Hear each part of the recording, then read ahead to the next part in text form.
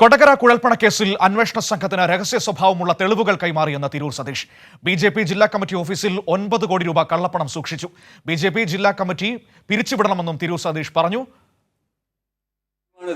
പാർട്ടിയുടെ ജില്ലാ കമ്മിറ്റി ഓഫീസിൽ 9 കോടി രൂപ കള്ളപ്പണം സൂക്ഷിച്ചു.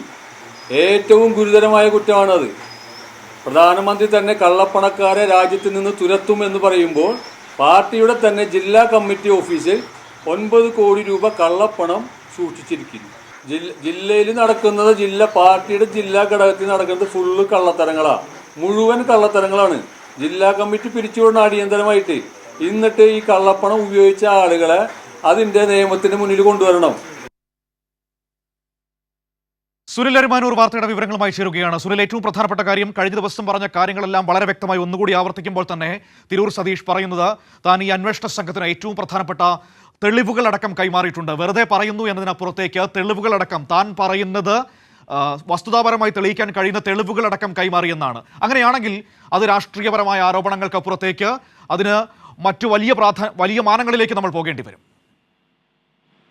അങ്ങനെ തന്നെ മനു വിലയിരുത്തേണ്ടി വരും. കാരണം ഇപ്പോൾ തിരൂർ സതീഷ് ഇന്ന് 2 കാര്യങ്ങളാണ് പുതുതായി പറഞ്ഞിരിക്കുന്നത്. ഒന്ന്, 9 കോടി രൂപ 1.5 മാസക്കാലം കള്ളപ്പണം ബി.ജെ.പി. ജില്ലാ കമ്മിറ്റി ഓഫീസിൽ സൂക്ഷിച്ചു എന്നുള്ള ഒന്നാമത്തെ ഒരു പുതിയ വെളിപ്പെടുത്തൽ. രണ്ടാമത്തെ വെളിപ്പെടുത്തലായി വരുന്നത് ബി.ജെ.പി.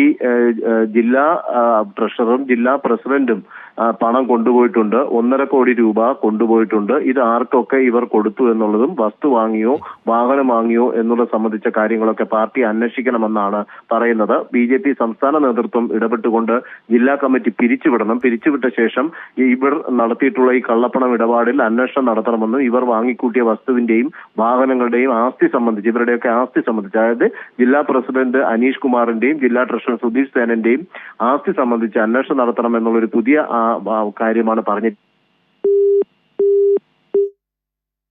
സുനിലിന്റെ ഫോൺ കട്ടായിരിക്കുന്നത് ഏതായാലും വളരെ പ്രധാനപ്പെട്ട വെളിപ്പെടുത്തലുകളൊപ്പം തന്നെ അതുമായി ബന്ധപ്പെട്ട് തന്റെ വെളിപ്പെടുത്തലുകളെ ശരിവെക്കുന്ന തെളിവുകളടക്കം അന്വേഷണ സംഘത്തിന് കൈമാറാൻ കഴിഞ്ഞു എന്നതാണ് അതിൽ ഏറ്റവും പ്രധാനപ്പെട്ട കാര്യമായി ഇന്നിപ്പോൾ തിരൂർ സതീഷിന്റെ വാർത്താ സമ്മേളനത്തിൽ നിന്ന് നമുക്ക് മനസ്സിലാക്കാൻ വേണ്ടി കഴിയുന്നത്.